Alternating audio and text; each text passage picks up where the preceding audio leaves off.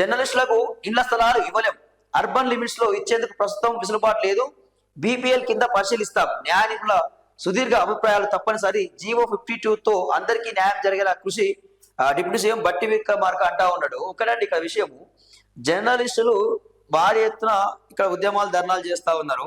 ఇక్కడ GO number 250తో చాలా అన్యాయం జరుగుతా ఉంది జర్నలిస్టులకు. ఇప్పటికే వీళ్ళు ఇచ్చేదే అండి అక్రిడేషన్ కార్డులు, వీళ్ళు ఇచ్చేది అరకొర, సరిగా ఏనే ఇయ్యరు. ఇక దాంట్లో కొత్త జీవో తీసుకొచ్చి జీవో నెంబర్ 252 తీసుకొచ్చి ఏం చేస్తామండి, ఇక ఎవరైతే రిపోర్టింగ్ చేస్తారో వాళ్ళకి మాత్రమే అక్రిడేషన్ కార్డు ఇస్తాం, ఎవరైతే డెస్క్ జర్నలిస్టులు ఉంటారో వాళ్ళకి ఇవ్వము. కానీ డెస్క్ జర్నలిస్టులు అంటే ఇక ఎడిటర్లు కానీ, ఇక ఆఫీస్ లోపల పనిచేసే వాళ్ళు, ఎడిటర్లు, న్యూస్ రీడర్లు, ఇలాంటి వాళ్ళు, ఇక స్టోరీస్ రైటింగ్ చేసేటోళ్ళు, వాళ్ళందరికంటే ఇయరటిగా. అంటే దాని ద్వారా ఏమవుతుంది, కమ్సే కమ్ ఒక 13,000 మంది జర్నలిస్టులు నష్టపోయే అవకాశం కనిపిస్తా ఉన్నది, అక్రిడేషన్ కోల్పోయే అవకాశం కనిపిస్తా ఉన్నది.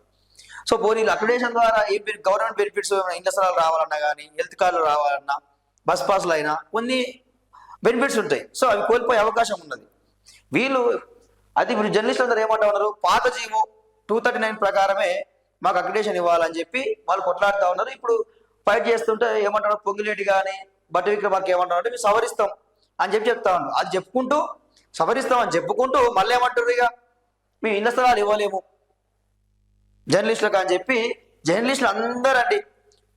గతంలో కేసీఆర్ వాడుకున్నాడు, జర్నలిస్టులు మీరు అందరూ మాకు సపోర్ట్ కొనండి, మీ అందరికీ ఇళ్ల స్థలాలు కేటాయిస్తా, ఇక ప్రెస్ క్లాల్ని ఏర్పాటు చేయిస్తా, అర్హులైన జర్నలిస్టులు అందరికీ ఇళ్ల స్థలాలు ఇస్తాం, అక్రిడేషన్ కార్డులు ఇస్తాం అని చెప్పి నమ్మవాళ్ళకి మోసం చేసిండు.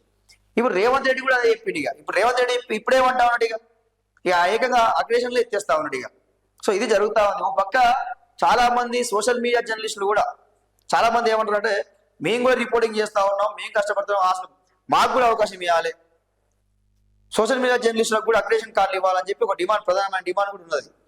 సో ఇది వాస్తవానికి కూడా మీరు అందరూ ఇప్పుడు ఎవరైనా జర్నలిస్ట్ అనేవాళ్ళు ప్రభుత్వానికి ప్రజలకు మధ్య వారధిగా పనిచేస్తున్నారు. ఎవరైతే అర్హులు ఉన్నారో జర్నలిజంలో, ఎవరైతే అర్హులు ఉన్నారో వాళ్ళందరికీ అక్రిడేషన్ కార్డులు ఇవ్వండి, తప్పేమున్నది. వాళ్ళు కోరాడేది సమాజం కోసమే కదా, వాళ్ళు కొట్లాడేది సమాజం కోసమే కదా. అది చేయాల్సింది పోయి ఇది కొరివి పెట్టుడిగా